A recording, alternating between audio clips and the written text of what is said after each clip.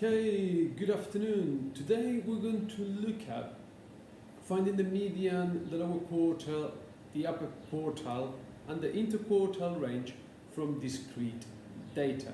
So we looked at it in group data tables using our cumulative frequency graph.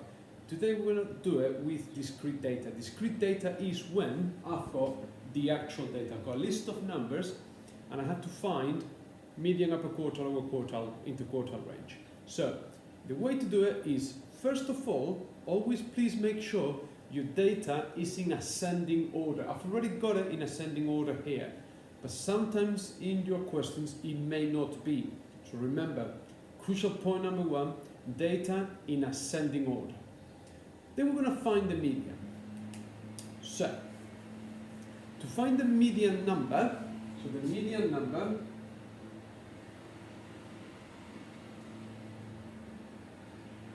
median number is not the median, it's the position where the median is going to be. So the median number is the total plus 1 divided by 2. So how many numbers have got in total? Not the total of the numbers, but how many numbers have got in total plus 1 divided by 2. So 1, 2, 3, 4, 5, 6, 7, 8, 9, 10. I've got 10 numbers. So the median number is going to be 10 plus 1 divided by 2 is 5.5. 5.5. So it means that the median is in position 5.5. So 1, 2, 3, 4, 5.5. The median is there, halfway between 70 and 72. So the median is the number halfway between 70 and 72. Add them together, divided by 2, 71. So the median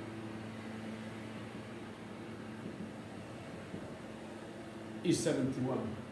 Now, to find the lower quartile, it's just like finding the median, but of only the first half of the data. So 71 doesn't count, because that's the median. So I have to find the median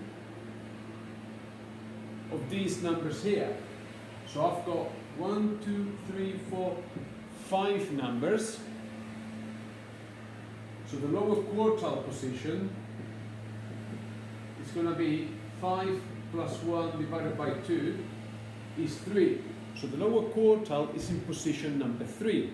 So 1, 2, 3, that number there is the lower quartile. So now I know the lower quartile is 64, the median is 71, and to find the upper quartile, I'm going to do exactly the same. I'm going to find the median of the second half of the data. So the upper quartile position is going to be 1, 2, 3, 4, 5. 5 plus 1 divided by 2 is 3. It's the third number to the right of the median. So 1, 2, 3. That is the upper quartile. So the median was 71. The lower quartile is 64. And the upper quartile is 77. So remember not to confuse the position of the median with the actual median value, and don't confuse the position of the lower quartile and the upper quartile with the actual values. Once I've got this, the interquartile range is going to be upper quartile minus lower quartile is 13. And remember that the interquartile range is a measure of a spread, it's a measure of dispersion in the middle 50% of the data, in the most representative 50% of the data. Because remember, my 3 quartiles split the data into 4 equal parts, isn't it? 1, 2, 3, and 4 parts, and they all have the same amount of data points. Each one of those 4 parts has got 2 data points. So there you go. Now, sometimes when you find the median, instead of getting 5.5, you may get a whole number. You may get 7. So you count 1, 2, 3, 4, 5, 6, 7. That's the median. And remember, to find the lower quartile, you find the median of the first half of the data, but you don't include the median as one of your values. Okay?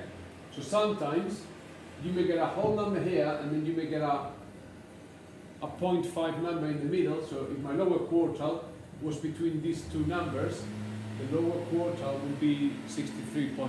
Okay, so depending on how many data points there are in the data set, you may get half numbers either here or there and there. Okay, but that is simple enough, I hope. Take notes, copy the example out, let me know if there are any issues. Let's get going.